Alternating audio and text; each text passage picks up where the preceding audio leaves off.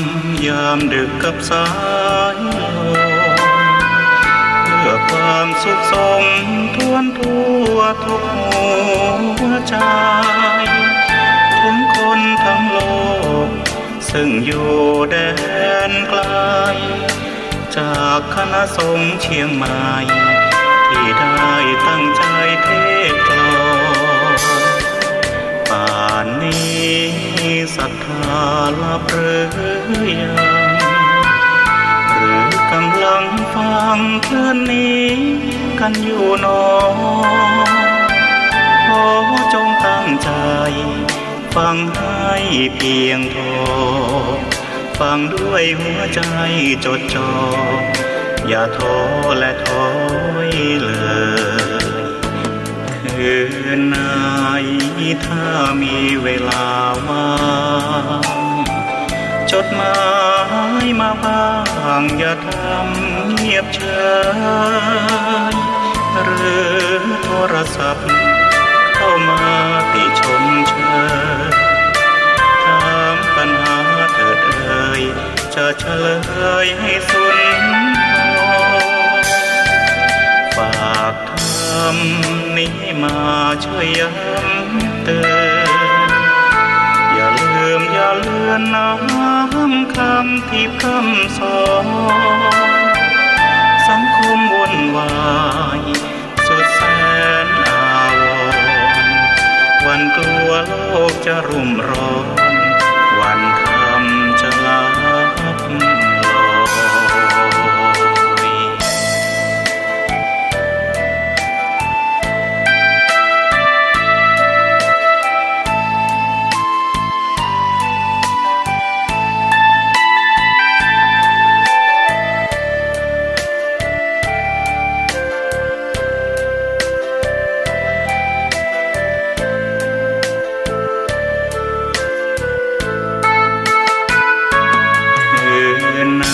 ยถ้ามีเวลาว่างจดหมายมาบ้างอย่าทำเงียบเฉยหรือโทรศัพท์เข้ามาติชมเชยถามปัญหาเถิดเอ่ยจะเฉลยให้สุนทรฝากทำนี้มาช่วยย้ำเตือนอย่าลืมอย่าเลือนน้ำคำที่พร่ำสอนสังคมวุ่นวายสุดแสนอาวรณ์วันกลัวโลกจะรุ่มร้อนวันธรรมจะลับลอย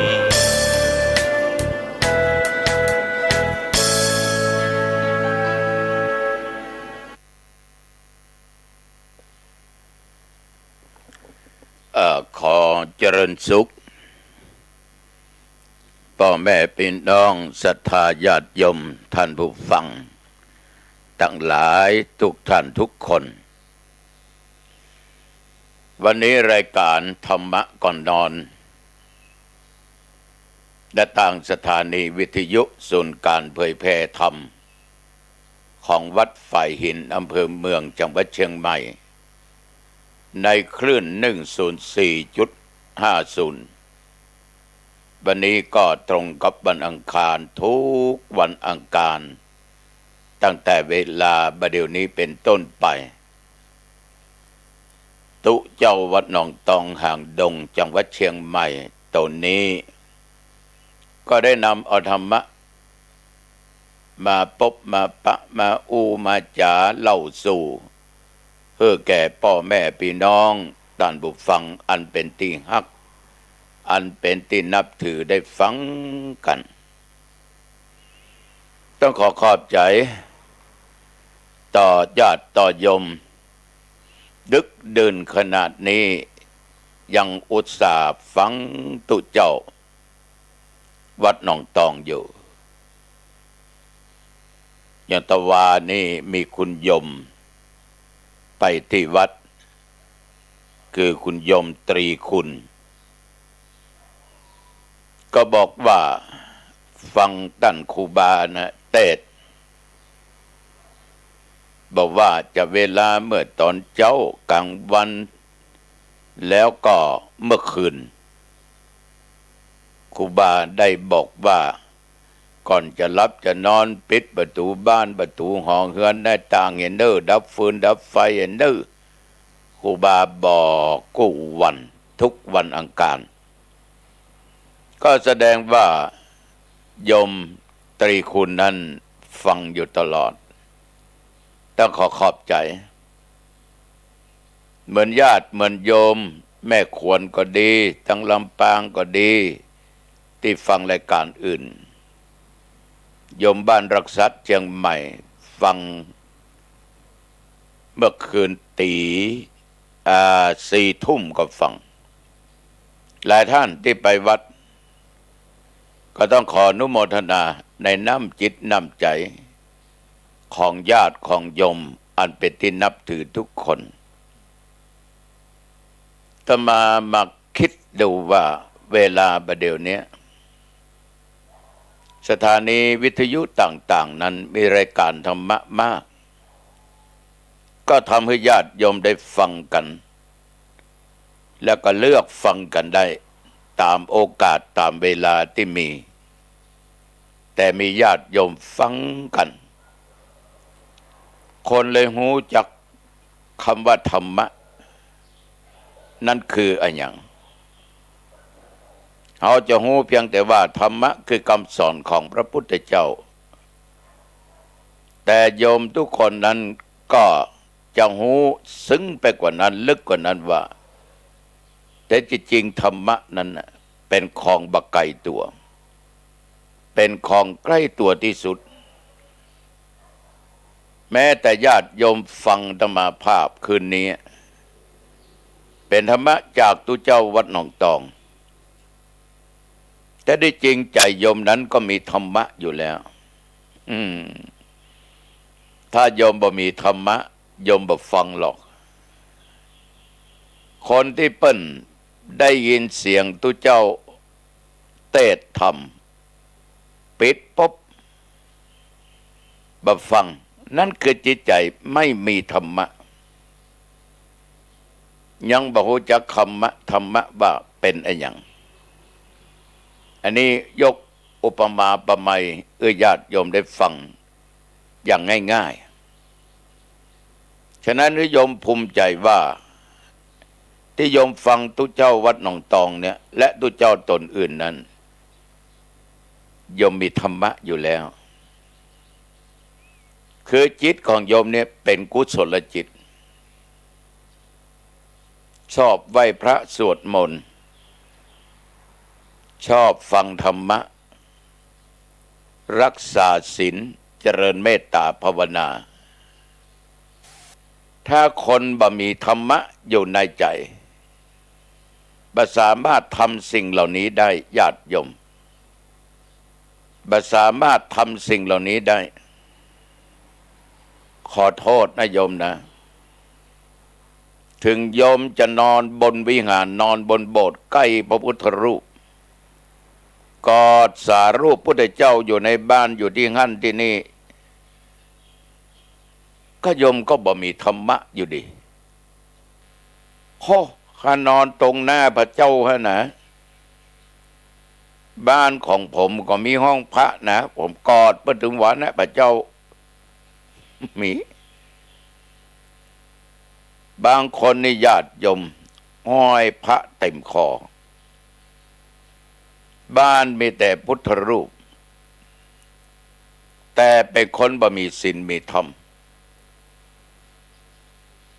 บ่มีเมตตาธรรมมีกรุณาธรรมมุทิตาธรรมอุเบกขาธรรมบ่ได้ปฏิบัติตามศีล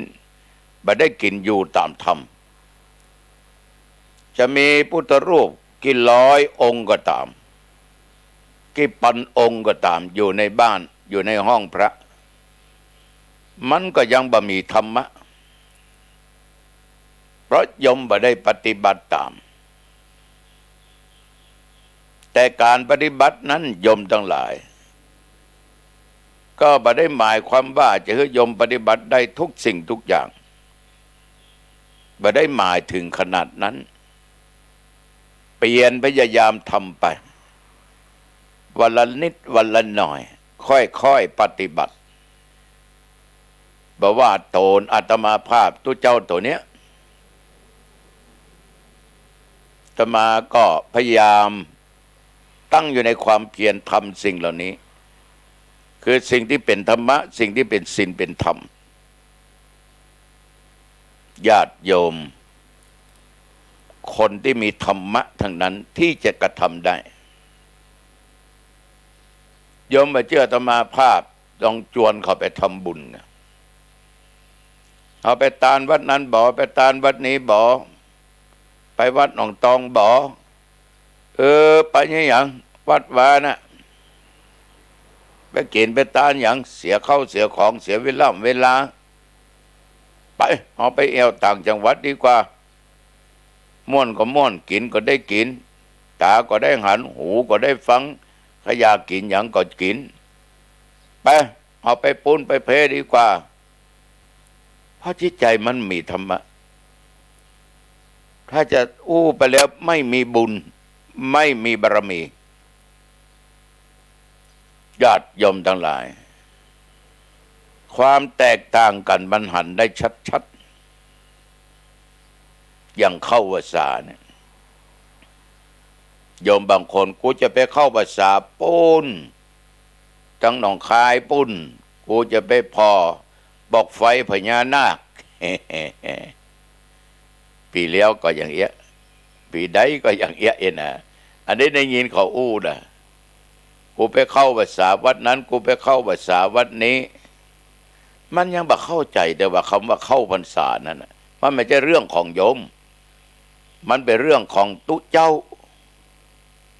มันหน้าฝนตุเจ้าต้องอธิษฐานจำพรรษา3 เดือนมีพรรษาต้นพรรษาหลังพรรษาต้นอย่างทวาเนี่ยตมากับตุเจ้าก็อธิษฐานขึ้นละนะอธิษฐานละอิมัตสมิงอาวเสวิหาเรเตมาสังปัสสังอุเปมิอธิษฐามิ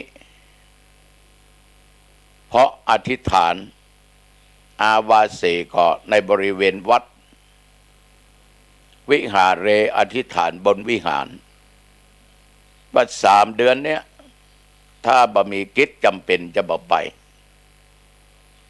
ถ้ามีกิจจำเป็นก็จะบอกกันสตหะไปได้7 วัน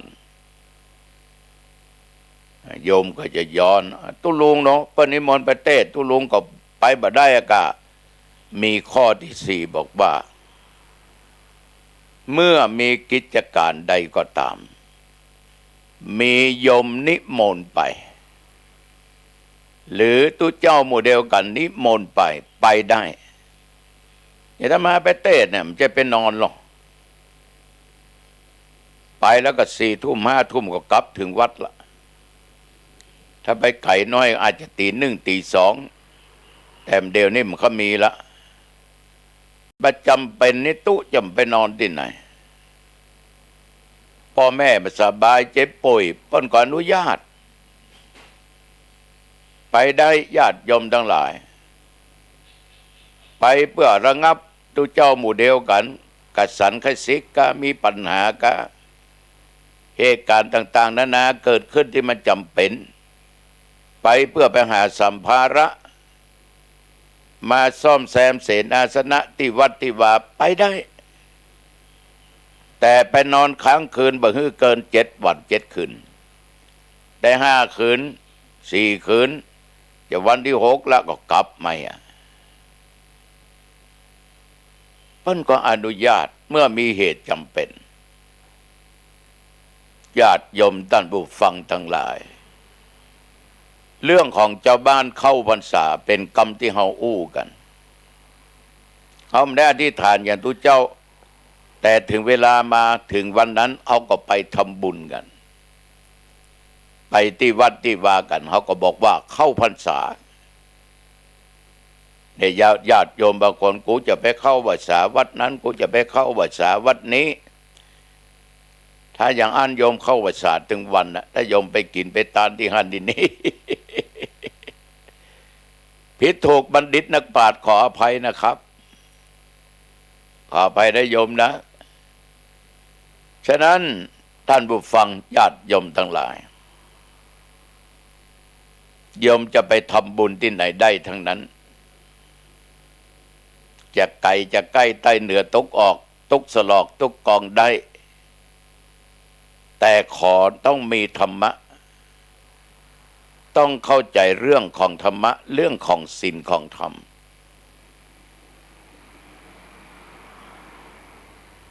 เข้าวาสาเฮาบักฆ่า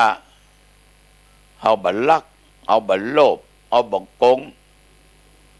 เฮามีเมตตาธรรมต่อสัตว์ต่อมนุษย์ต่อสัตว์เดรัจฉาน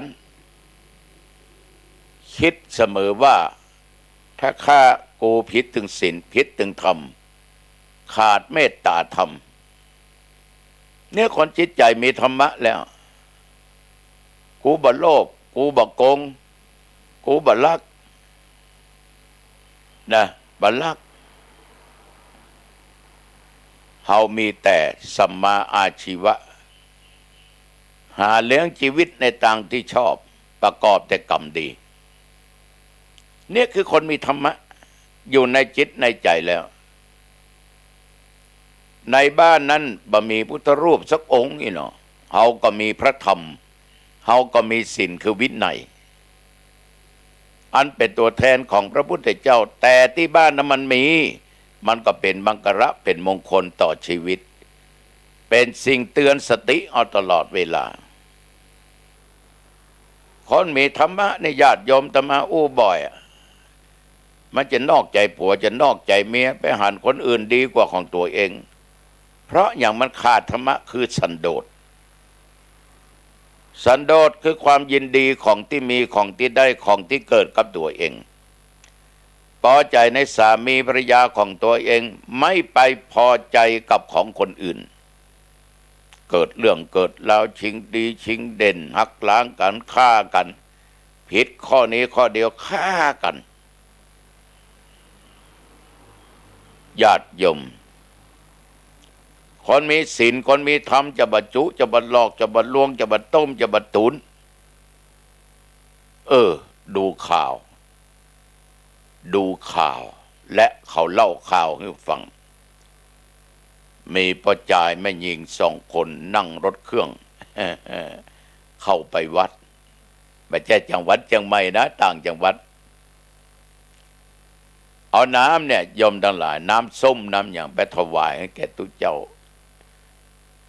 วาดก็ดีใจนะว่าโยมห่วง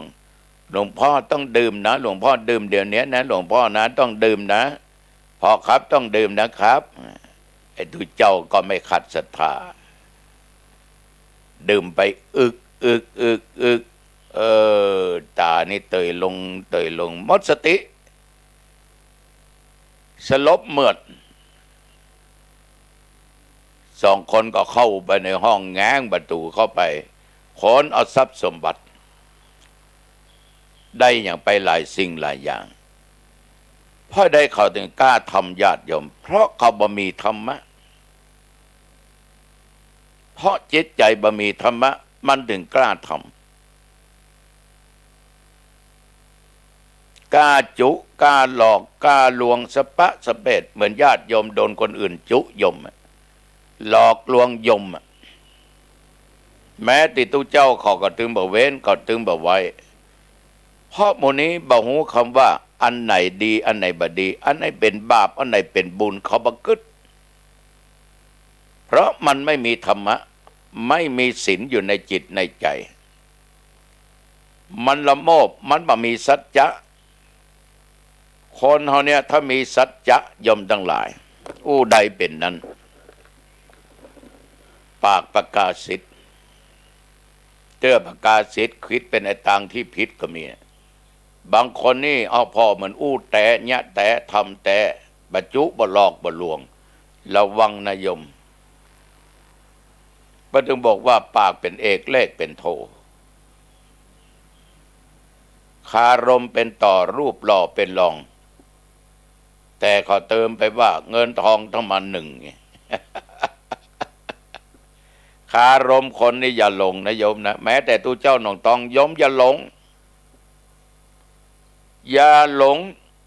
เมื่อมีสติในการฟังมีปัญญาในการตรึกตรองพิจารณาอย่าหลงกำอู้ของตู้เจ้าหนองตองอย่าหลงกำอู้ของคนอื่นเพราะคนเฮาบอกงูว่ามันแต่บะแต่มันจุก็ว่ามันหลอกลวงโอ้ญาติโยมคนขี้จุขี้หลอกขี้ลวงมีปะเลอะแต่คนที่เป็นอู้แต่โยมบอกค่อยเชื่อเพราะกรรมหลอกลวงนั่นน่ะมันสร้างมโนภาพเกิดขึ้นในด้านจิตใจในสมองของโยมว่าคงจะแต่ในญาติโยมมาทำบุญที่ธรรมาภาพตายได้ขึ้นสวรรค์นะสวรรค์ชั้นจตุมหาราชิกาเป็นอย่างนั้นตาวติงสาเป็นอย่างนั้นยามาเป็นอย่างนั้นดุสิตเป็นอย่างนั้นตุสิตาเป็นอย่างนั้นนี่นะนิมมานรดีเป็นอย่างนั้นปรนิมิตาสวัสดีเป็นอย่างนั้นชั้นพรหม16ชั้นเป็นอย่างนั้นอย่างนั้นมีหัวหน้าชื่อนั้นมีบริวารเป็นอย่างอันอย่างอันโอ้โหญาติโยมจะมาไปเห็นมาแล้วหลวงพ่อไปหันไปได้อาตมานิมิตขึ้นไปบ่อยโยมก็คล้อยตามโอ้ตุตัวนี้ยอดไปเพียบนสวรรค์มาแล้วในญาติโยมหม้อนรกนะโอ้โหน่ากลัวมากหลวงพ่อห้วยใหญ่อาตมาไปโปรดมาแล้วโยมเชื่อโยมเชื่อโยมอาตมานี่ตนบุญมันเกิดนะเนี่ยครูบาเจ้าศรีวิจัยมาเกิดนะโยมเชื่อในกำอู้กำจาปฏิปทานและคารมต่างๆท่าทางต่างๆโยมสงบเลยมันก็แปลกความจริงโยมบอกให้ชอบกำหลอกกำลวงตู้เจ้าก็อย่างเดียวกันบางทีก็เป็นตกเป็นเบี้ยกำอู้กำจ่าแต่ว่าเฮ้เปิ้นตัวเองก็เจอมาแล้วทุกคนเจอมาแล้วเจอมาครั้งแรกก็เป็นบทเรียนมาตลอดฉะนั้นจะเชื่ออย่างใจสติและปัญญาจะอู้จะจาอย่างจะไปจุจะไปหลอกจะไปลวงจะไปต้มจะไปตุนไผ่อู้ด้วยความเป็นจริงอย่างญาติโยมไปวัดมักจะถามว่าหลวงปู่หลวงพ่องวดหน้าเลขเด็ดอะไรอย่างเดี๋ยวก็ว่าเล่นกันไปถ้าเฮาหูเนาะเขาก็กำจำโยมที่ใกล้ชิดไปกวานซื้อให้หมดบ่ดีมันบ่หูมีหลวงพ่อวัดหนึ่งไปใช่จังหวัดเชียงใหม่ตายไปละเปิ้นจะเขียนเลขเนี่ยไว้ในบาท00010203040506ไปถึง99ไว้บาทหนึ่งอันนี้2ตัวเขียนตั้งแต่000001ปั่นเบอร์ไว้อีกบาทหนึ่งญาติโยมไปหาท่านไปทำบุญท่านก็เอากระดาษที่เขียนเนี่ยกิ๊กเนี่ยโยมไปนะห้ามดูนะถ้าดูก็จะไม่มีโชคนะไอ้คนเรามันกลัวมีโชคมันถึงมาดูมันเป็นลักแง้มคนเดียวมันมั่มมึกถ้ามันเจอสักงวด2 งวดมันต้องเจอถ้าแจกหมดนั่นน่ะกำนั้นไอ้ที่เจอเนี่ยมันดังระเบิดเลยโอ้โหหลวงพ่อคือแม่นขนาดอันนั้นได้ถึง200-300ได้เงินเป็นหมูกี่พันกี่หมื่นอันนั้นได้3 ตัวถึงหัวถึงท้ายได้เงินเป็นหมูกี่แสนไอ้หมูที่วิทย์ไปตัววิทย์ไปแต้มเดียวงวดหน้าเอาคำไปได้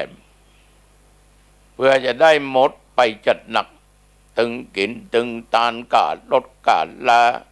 กาซื้อหวยซอยบลาบร้อยสักกำนั่นคือความเชื่อง่ายความหลงเชื่อในคารมญาติโยมดังหลายใครทำก็ได้แต่มันเป็นทางที่ทุจริตเป็นกรรมจุกรรมหลอกกรรมลวงต้มตุนแต่คนเฮานี่ยังหลงอยู่พ่อแม่พี่น้องคนบ่มีศีลบ่มีธรรมจะถลำอย่างนั้นจะเชื่อง่ายอย่างนั้น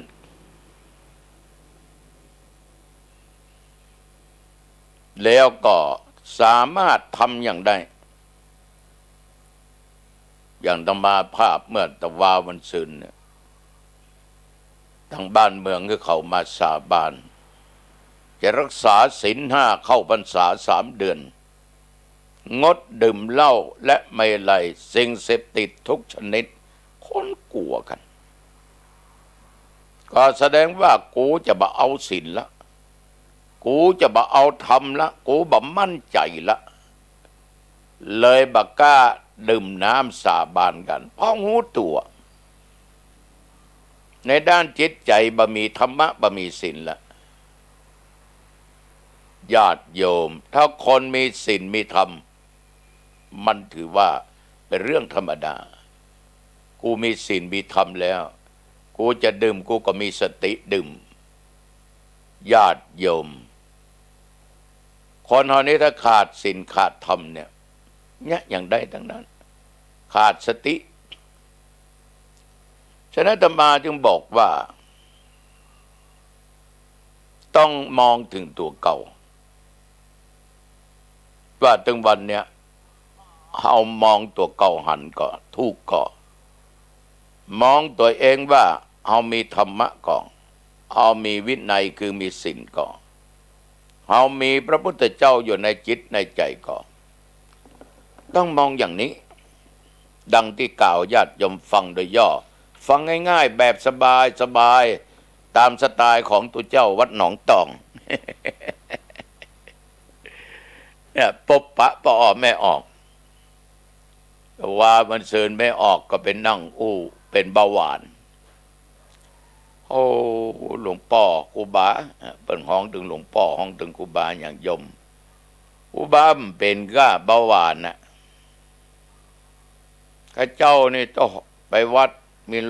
160 ป่ายก่อนเจาะเลือดดูถึงสั่งลูกสั่งเต้าแล้วหรอถ้าแม่สุดตายนิมนต์ครูบามาเทศน์นึกลูกผู้ทรงหน้านะเปิดเป็นเบาหวานเอาว่าแม่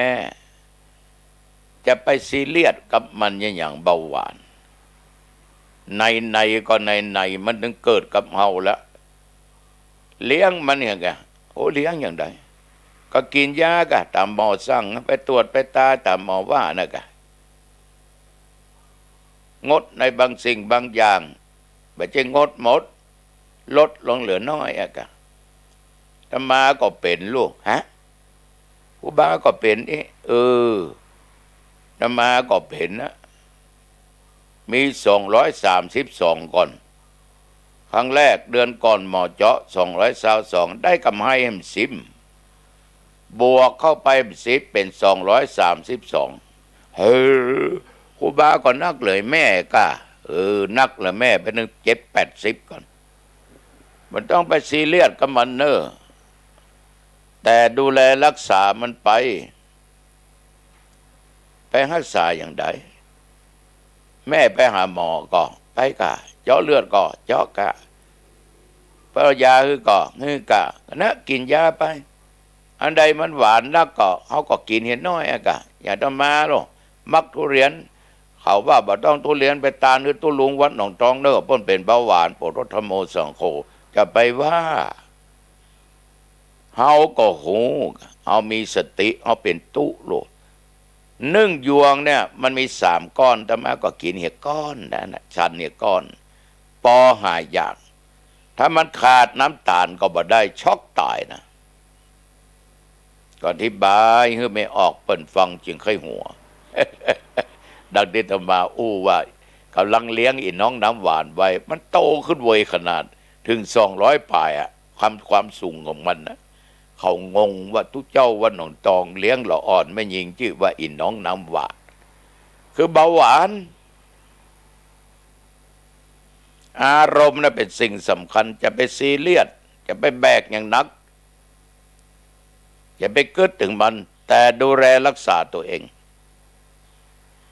อันเรื่องตายนะมันถึงตายมันจะมาเมื่อใดก็จังมัน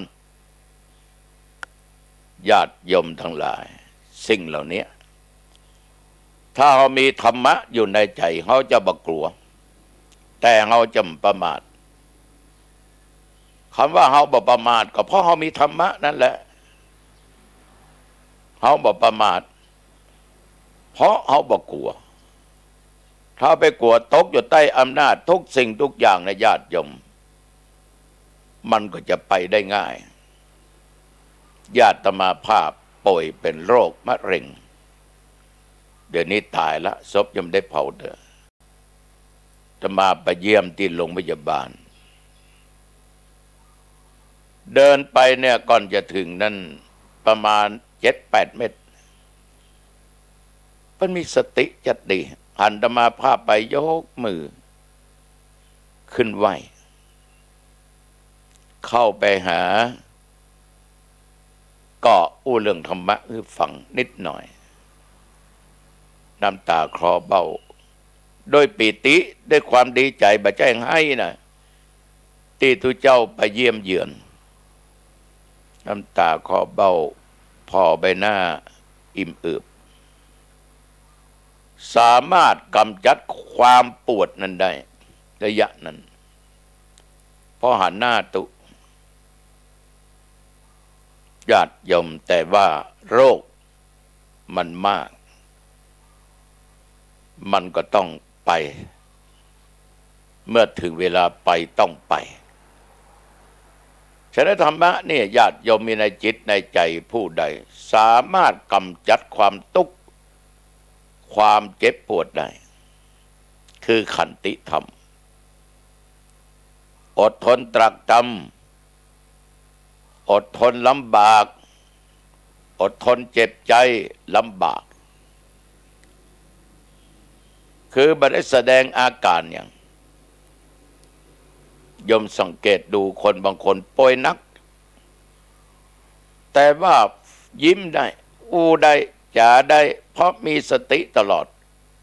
บ่แสดงอาการอย่างออกมาเจ็บก็บอกว่าเจ็บปวดก็บอกว่าปวดลูกเต้าก็เลยพลอยสบายจิตสบายใจแต่บางคนเป็นอย่างน้อยคาง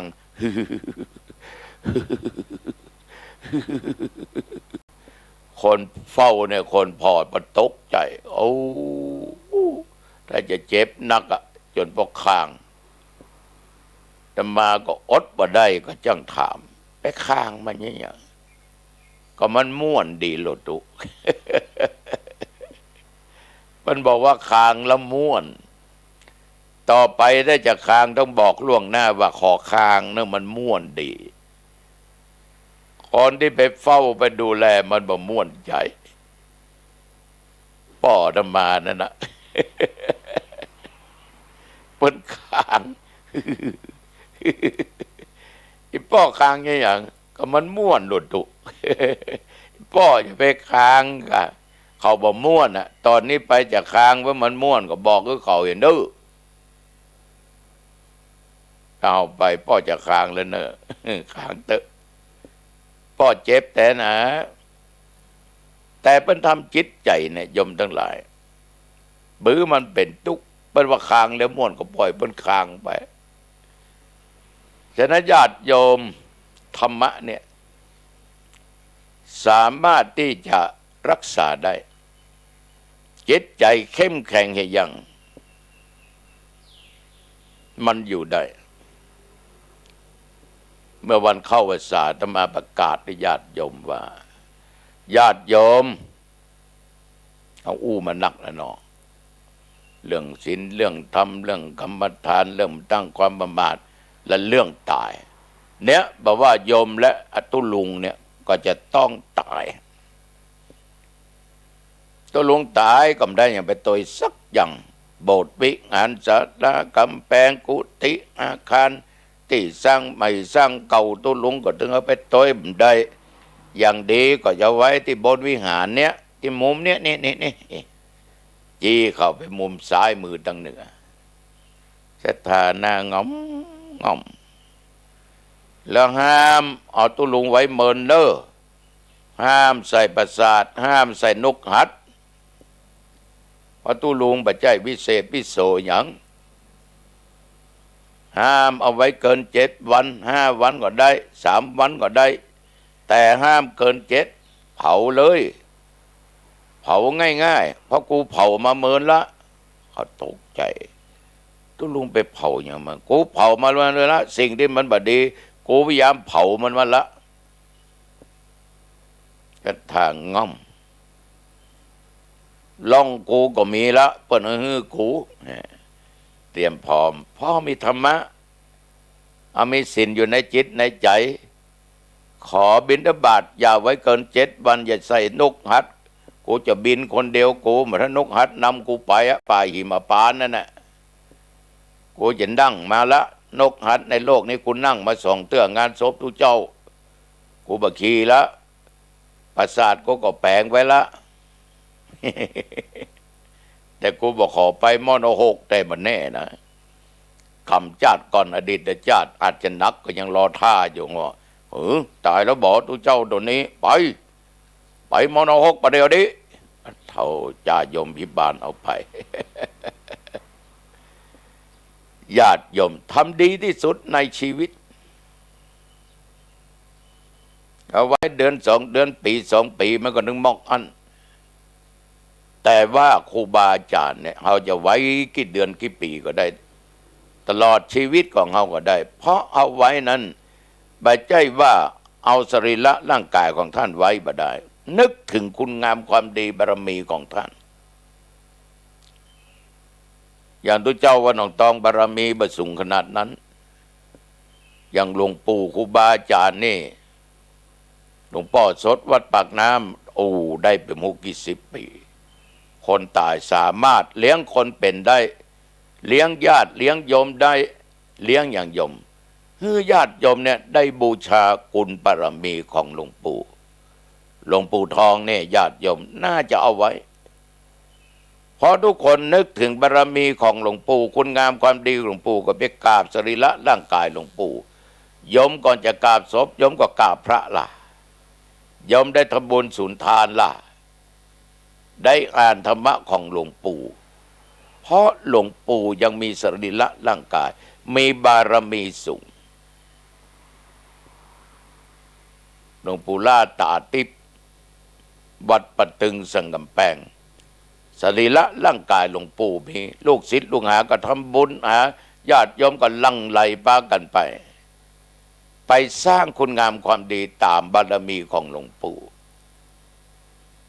ปูชนียบุคคลท่านเหล่านี้ก็ควรเก็บก็ไปเดือดร้อนอย่างกับไผ่นะเอาทำเพื่อบารมีของท่านจะมาปกคุมคำว่าปกคุมนี่นะทั้งป้องกันด้วยนะคือทำให้เรานึกถึงท่านแล้วสร้างคุณงามความดีเจริญรอยตามท่านสามารถปกป้องอบายภูมิได้เพราะเอาสร้างคุณงามความดีทำไมเพื่อดึงเก็บสรีระหลวงปู่ไว้หลวงปู่เป็นผู้มีศีลมีธรรมมีบารมีสูงปกป้องความชั่วเพราะเอาจะหันมาปฏิบัติตามคำสอนของหลวงปู่ครูบาอาจารย์มหาเถระท่านเหล่านั้นถ้าเผาคนเฮาเนี่ยมันหมดไปมันบ่เอาขนาดพระพุทธเจ้าในญาติโยมบางท่านยังบ่เอานะบ่เอาศีลบ่เอาธรรมฉะนั้นสาธุชนญาติโยมตีตุเจ้าตัวนี้บอกศรัทธาเพราะบารมีตมายังไม่เท่าเทียมกับพระมหาเถระหลวงปู่นะหลวงปู่ครูบาอาจารย์นั้นบารมีตั้นสูงมาก ตุดงตองขอสัก7 วันก็เนอะบอกคือญาติโยมศรัทธาวัดหนองตองบางคนก็หน้างอมงอมเพราะทุกคนจะต้องเจออย่างนั้นโยมไม่อยากก็เป็นภาระแก่ทุกท่านทุกคนก็พยายามสร้างสิ่งที่เป็นบุญเป็นกุศลเมื่อมีชีวิตอยู่นี้ถือเอาธรรมวินัยเป็นใหญ่บ่ได้ถือเอาตัวเอาตนเองเป็นใหญ่ญาติโยมไปทำบุญกับธรรมาภาพไปด้วยศรัทธาไปด้วยความเชื่อ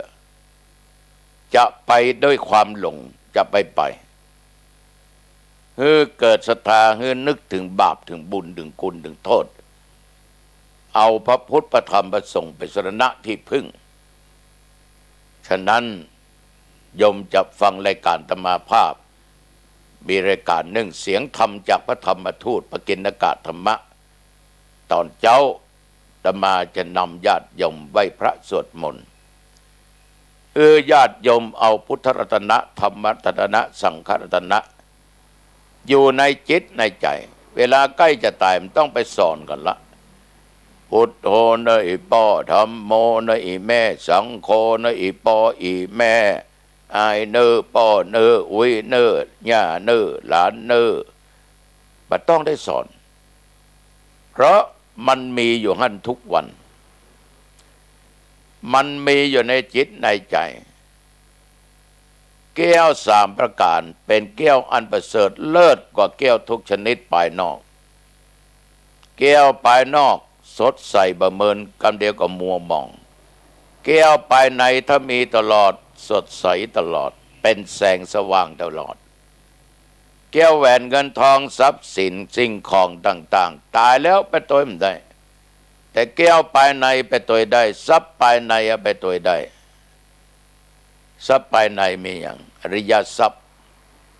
โจรขโมยมาได้มันถึงมาหายศรัทธาความเชื่อ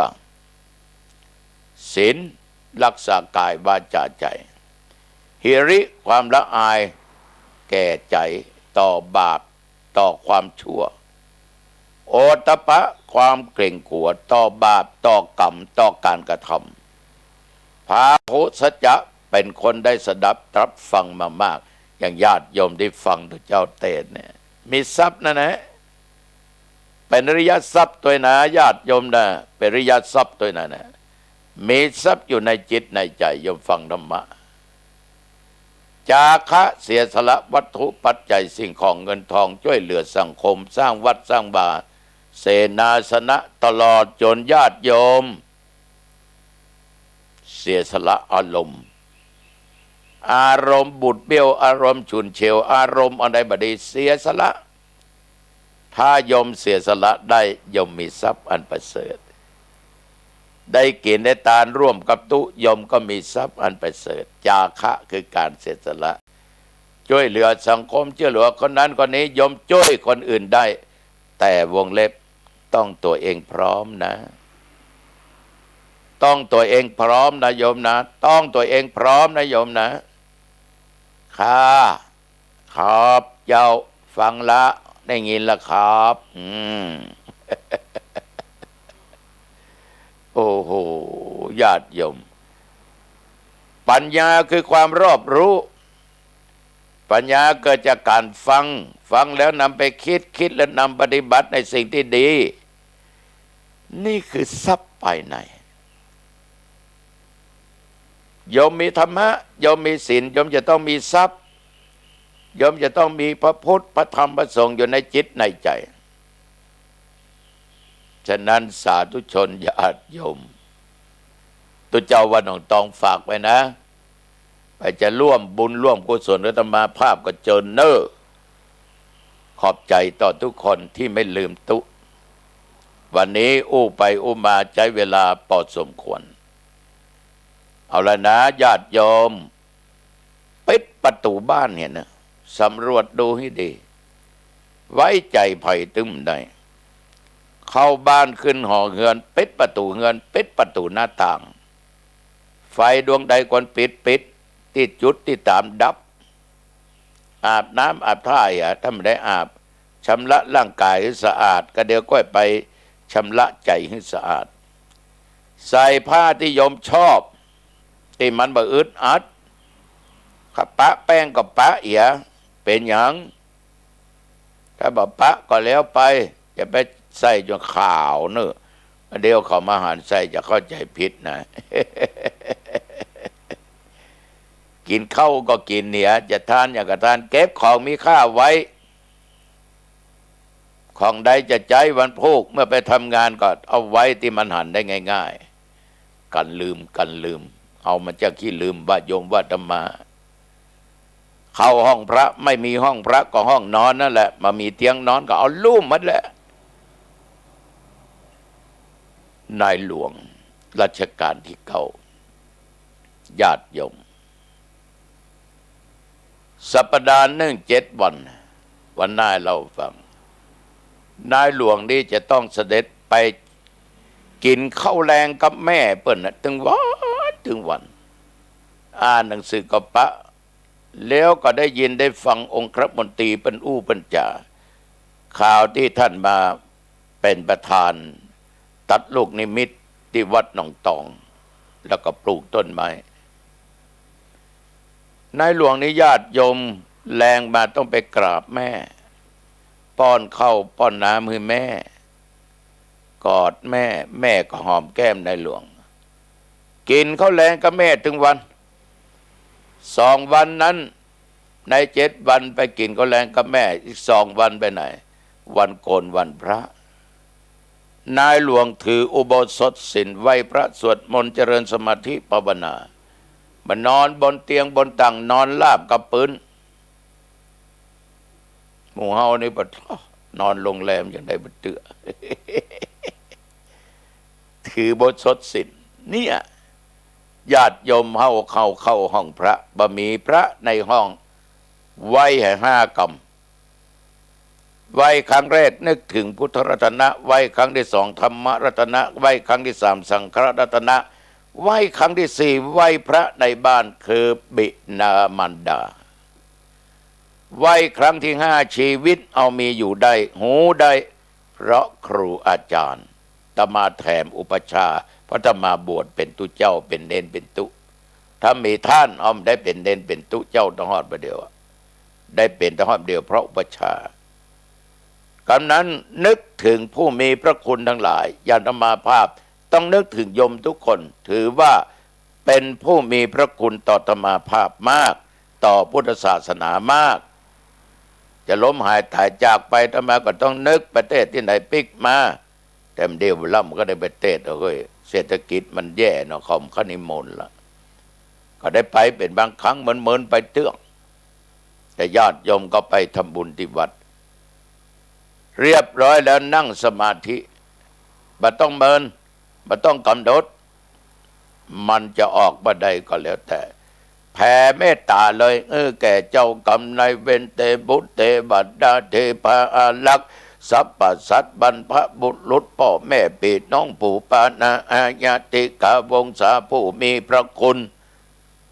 บอกว่าสัตว์เดรัจฉานบอกว่ามนุษย์แผ่เมตตาแล้วอย่าลืมแผ่เมตตาแก่ตัวเองข้าพเจ้าเกิดมาชาตินี้ชาติไหนชาติใดอันว่าความทุกข์ความยากความอดความอยากจุงอย่าได้เกิดมีแก่ข้าพเจ้าขอข้าพเจ้าได้เกิดพบในชาติพระศิริยะเมตไตรสำรวจดูสินปานาบะฆาตินนาบะลักบะโลบะโกงมุกาเมบะเล่นจูบะนอกใจผัวนอกใจเมียมุสาบะจุบะล่ายบติสินนินทาไผว่าก้าวไผบดาไผ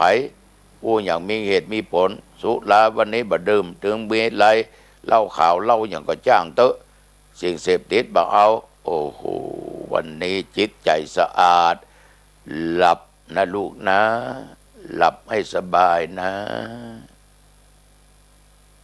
ตื่นมาก็สบายล้างหน้าล้างตาแปรงฟันซ้ำสบายจิตใจเบิกบานแช่มชื่นเอาละนะขอความผาสุขความเจริญจงบังเกิดมีแก่ญาติแก่โยมทุกท่านทุกคน อายุวันโนสุขขังพลังพบกันใหม่โอกาสหน้าเจริญพร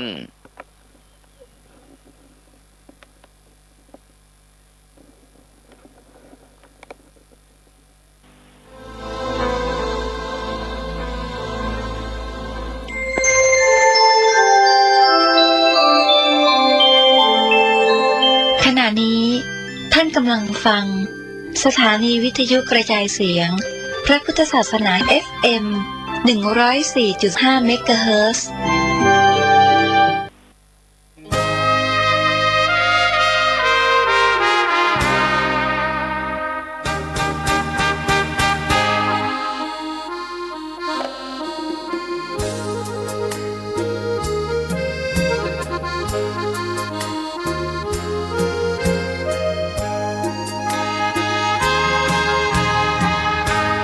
คมนิคามเมื่อยามหน้าฝนบัญญัติให้ทรงปรับตนทุกแหล่งแห่งหนประจำพรรษา